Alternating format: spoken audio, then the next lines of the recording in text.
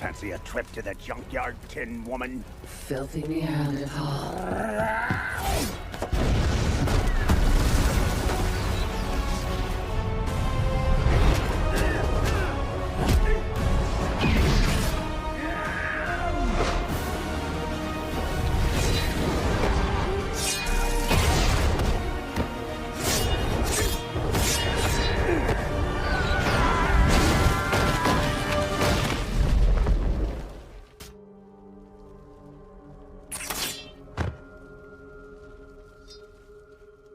Why resist the inevitable? Lady, I got 6 reasons why. No, mein Freund. Nein.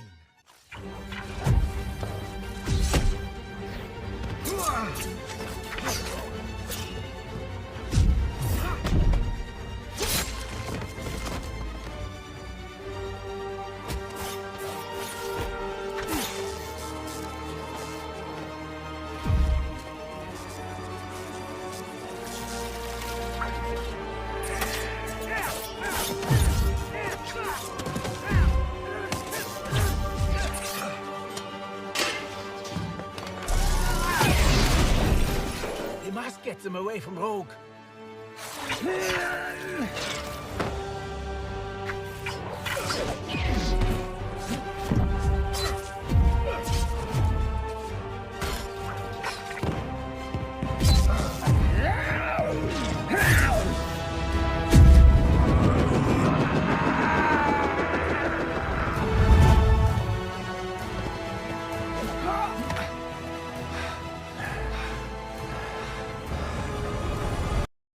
Hi everyone, Bart here with Tully Television, and excuse the nasal congestion today as we discuss X-Men 97 Episode 8, Extinction is Tolerance is Extinction. Thank you for all the new viewers, returning viewers, future viewers. I hope that today is the day we earn that subscription at Tully Television, and even though I'm not feeling too well, I couldn't hold back my feelings about this episode. So let's get right into it. Thank you again. You hit that red subscribe bar down below. Now, I'm going to break this up into what each group of X-Men were doing. We did open up the episode with Cable, Jean, and Scott. Cable was outside doing some target practice as Jean and Scott were talking about how heavy this whole situation is with Cable from the future and everything with Genosha. And we get into some of why Cable is here. The reason why Cable is here is because Bastion has made a utopia for humans in the future, using mutants as slave labor. The mutants have been altered to have powers to increase their quality of life, thus making no one human anymore. They're more like human mutates. And it comes at the expense of the mutant populace. And no matter how much time how many times Cable keeps coming back, he cannot change it because, as Beast pointed out, by referencing Strange and Kamartov, that there's fixed points in the timeline that cannot be changed at all. No matter how many times you come back to fix it. If I came back to stop World War II, if I was about to take Hitler out before power, the time would stop me. If I go back to try to stop the Civil War from happening, something would make me not be able to accomplish that. There's going to be certain times in history that need to happen for whatever reason. And that's why Cable's mission has failed. So they have Trask's body, Prime Sentinel body, at the mansion. Rogue is unconscious still. Nightcrawler and Jean talk about family because she remembers Madeline's memories of being pregnant with Cable, and she understands Cable is not her biological child, but she feels those memories of him kicking and everything. And she said to Cable at one point in the episode, "You're the reason why she died happy." Excuse me. And he kind of said, all right, let's not talk about that right now. I'm here for a different reason. And so he does have information to old base of Bastions, which winds up being his childhood home, that Scott, Jean, and Cable himself go to, where they meet his mother, so to speak. We learn how Bastion is Bastion. Back when Nimrod was destroyed in a previous, with the Bishop story and the Age of Apocalypse story that was going on, the Nimrod that was destroyed in that time, its essence went into somebody, and then when he went home to basically his wife to make and made love to his wife, they conceived Bastion, who was able to have these visions of the future, be able to talk to machines and all that. It's a little different in the comic books, but we're not going to get that too much into that right now, because there's a lot of X-Men story that was going on around that time too. But it's a similar enough story, so to speak. It explains why he had a thing against mutants. We learned that Bastion was in every episode, even if it was for the most minuscule moment. The drawing of the house on fire wound up being his vision of the mansion on fire.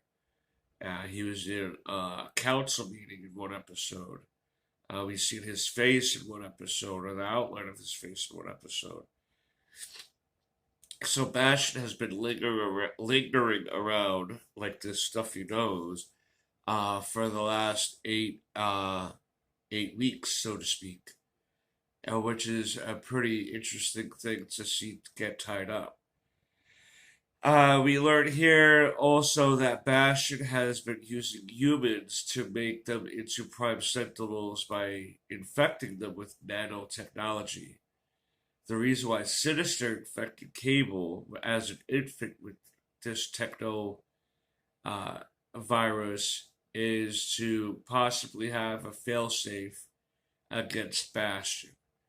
The reason why Sinister is involved with Bastion, he mentioned to Val Cooper, is that he wants an unlimited supply of mutants to experiment on it. That's why he threw his lot into Bastion and Operation Zero Tolerance. We see Dr. Doom in this episode where he denounces what Bastion has done, because it's his own people, his own gypsy clan was slaughtered by people who thought they were more powerful. So he denounced any more interaction with Bastion. Baron Zemo was in this episode. He's with Bastion and some other villains that they don't really show. But this has been a long time coming. Excuse me. Because Val Cooper even said to Bastion near the end, when it happened, no one was surprised. Everyone was just like, oh well.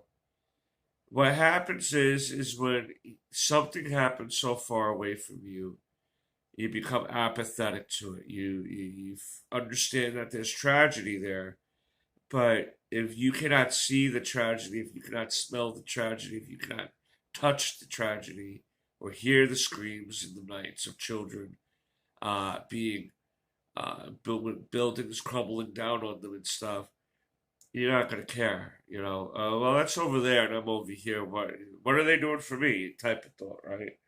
And that's what this series has been touching on all season. And if you don't understand that the X-Men have been about that the whole time, even if you take away the race allegory, the religion allegory, just the fact of it's the lesson of what you do to the least of my brethren, you do unto me. And that's the lesson here. What are we doing? You know, that type of thing. Wolverine and Kurt at the mansion is trying to defend Rogue from these Prime Sentinels. Beast got knocked out. Morph got knocked out. Trish Tilby was there trying to apologize to Beast, but she was herself a Prime Sentinel. And it was up to Kurt and Wolverine. They were the last men standing, and thankfully, due to Magneto's escape, they what was left of the mansion and the team was saved. I'll get into that in a minute too. Jubilee and Sunspot. Sunspot and Jubilee were at the mall. Excuse me. Doing a little bit of shopping, and they were attacked by Prime Sentinels. They made their way back to Roberto's mother's house, to where she wanted them to go with the Prime Sentinels, because she was ashamed of the fact that her son was a mutant. So here's Bastion's mother trying to protect him and be involved with however manipulated it was, and made it where she was standing in a way with her son. And here we see Roberto's mother dejecting him, denouncing him in a way, because she didn't want to lose her friends. My friends can't know I have a mutant son, and that lives with me. Cool. So Jubilee and Sunspot were taking it. We don't know what happened at the end, where they went to.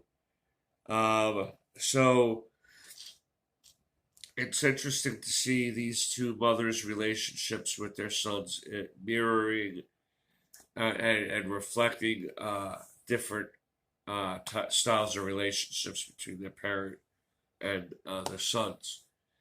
Magneto does escape with the help of Val Cooper. Magneto goes to the North Pole and regenerates his power and sets out an an EMP, an electromagnetic pulse throughout the whole world, shut down everything, even all the Prime Sentinels. We see Spider-Man, we see Omega Red, and we see Silver Samurai cameos as this is happening. Whatever electricity was being used to keep Omega Red captured has failed, and now he's going to be on the loose. That's where we see that. Rogue is still unconscious. When it looked like Jean, Scott, and Cable were going to be overrun by the Sentinels, that's when Magneto's pulse went through and saved them, basically saving everybody. But now Wolverine's story line was that he just officially declared war, and he doesn't seem to care that he did that, because the shit is hitting the fan, so to speak. And at the very end, Xavier comes back, as Wolverine was wondering where he was or if he even is coming back. But he does, and he calls for all his X-Men to come to him. I still think Val Cooper may be Mystique. I know that's not an original theory here, but I could see that happening still. I could see her still trying to hide the fact that she's Mystique, to not blow her cover exactly. Maybe she's trying to get as much information as she can at this point. And seeing what happened, she must have been like, well, I was not expecting this. So either way, it looks like Val Cooper, whether it's Mystique or not, is feeling very guilty about what happened. And with all the Prime Sentinels gone, and the government's knowing now what happened, and now everything is exposed, we have 2 episodes left. I wonder where we're going to go from here. But this was definitely one of the better episodes of the season so far. I just am clamoring for more. Literally one of the best television seasons that Marvel has put out in a very long time, in this humble man's opinion. You let me know down below what you think. And until next time, peace, Snookums.